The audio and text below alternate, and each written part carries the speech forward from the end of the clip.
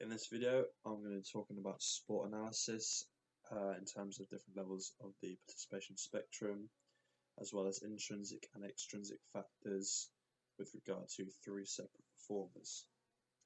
So to start off with performance, which is county, regional or national standard, this stage is all about talent identification, finding players which stand out above the rest.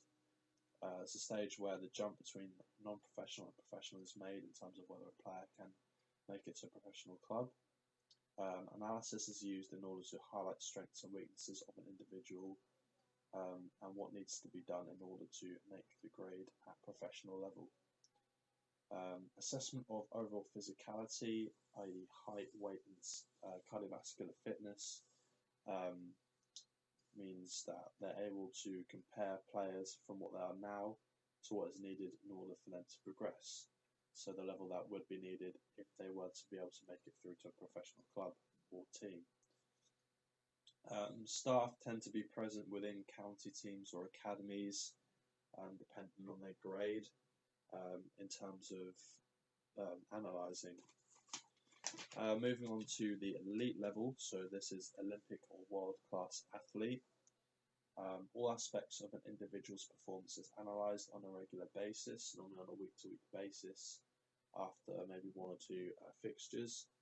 Goal setting is crucial for these athletes, so they know what they need to do within a certain time period. So video-specific analysis will help both the performer and the coach see what performer is doing well as what's needed to be done to work towards the set goal, whether that be over 6 months or within the course of the season. Resources are exceptional at this level. Specialist software and equipment is available for use. So, for example, Adidas MyCoach, which is able to monitor an individual's performance throughout a match or any type of competition. These are available due to the fact that the higher end clubs have the money in order to buy these pieces of equipment for the players. Alongside this, there's a large team of physios along with highly trained doctors in order to analyse injuries and in terms of recovery and how to avoid injuries again if they're recurring. So moving on to intrinsic and extrinsic factors, the three performers that I've chosen to talk about is Nathan Redmond, who plays for Norwich, Andy Murray, the tennis player, and John Terry, who plays for Chelsea. So with Nathan Redmond, intrinsic factors include his age, so he's still quite young compared to the rest of the team, only being 21. This means he's regarded as inexperienced. Inexperience can lead to incorrect decisions during matches being made, for example trying to take on more players than is necessary, or shooting at half a chance when a better passes on. This can work in reverse, however, as a younger player will have to have more to prove and therefore will be more determined. Another two intrinsic factors are confidence and ability level. He is one of the best players in the team, which is Norwich, which may mean he could get complacent within games or feel he is too good to be substituted or not started at all. However, with this in mind, knowing that he is a good player and one of the best in his team will provide him with confidence within games, as the opposition will treat him with caution and won't dive in with challenges, etc. In terms of extrinsic, temperature, so seeing as Redmond has lived and played in England all of his career, he will have playing in the cold or the rain, although he might actually prefer wet weather as defenders may slip over and make mistakes. In terms of another extrinsic factor, we have team cohesion. So if a few of his teammates have a go at him for making a mistake, his head might drop, which will hinder his performance. This may also discourage him from attempting things he normally does and passes he is normally able to make, which again can sort of hinder the whole team, not just him. Moving on to Andy Murray, in terms of intrinsic factors that might affect his performance. Diet, it's crucial that he has a good balanced diet so that he can perform at a constant high level throughout the whole tennis match.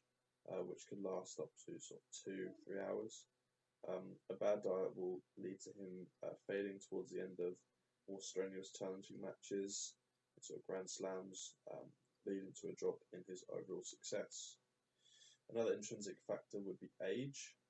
He's currently 28, meaning he's in his prime in terms of his career, as he's still young enough to meet the physical demands of the sport, but experienced enough to know how to win matches against particular opponents. Although in a few years his physicality may drop, and he may mirror Roger Federer in terms of still maintaining that ability and the experience, but maybe losing a bit of his speed and agility. Another intrinsic factor may be motivation. Due to the fact that he is the UK's highest ranked tennis player, the prospect of making sporting history, such as winning Wimbledon, which he did, will provide him with motivation.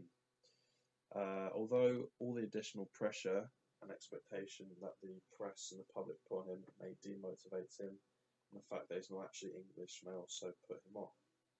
In terms of extrinsic factors, temperature may affect his performance, as he plays all over the world. He is constantly having to play in different climates. This means that he may struggle in hotter temperatures, as he is used to colder weather where he's from in the UK. It can lead to him becoming dehydrated quicker, as he's not used to the levels of humidity in these other parts of the world. Another thing that may affect his performance is time of day.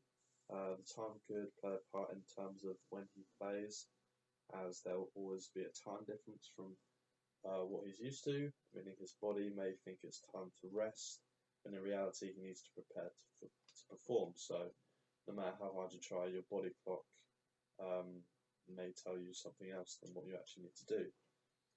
Finally, we have John Terry. In terms of intrinsic factors, his ability level is 1, as he is one of the best defenders in the league, meaning attackers up their game against him. This means he needs to remain focused and ensure he doesn't have a lapse in concentration, as that could lead to the opposition taking advantage. Another 2 intrinsic factors include age and confidence. With John Terry being 34, nearly 35, physically he isn't the player he was, despite still being world class. This means he may not be able to keep up with younger, quicker and more agile attackers. This may also hinder his confidence, as he may worry about a younger, fresher defender. So for example, at Chelsea they now have Kurt Zouma taking his place. This means his mind may be off the game, and his performance will suffer as a result. Finally, in terms of extrinsic factors, team cohesion, again, as he plays with a lot of foreign players, he may struggle to communicate with his teammates. This means within the game it would be difficult for him to give instructions to players around him, and an overall sense of communication will be lost. Finally, temperature. Even though he is used to English weather, if it's cold or raining, he may struggle with stability and control of the ball under pressure, leading to the opposition taking advantage and scoring.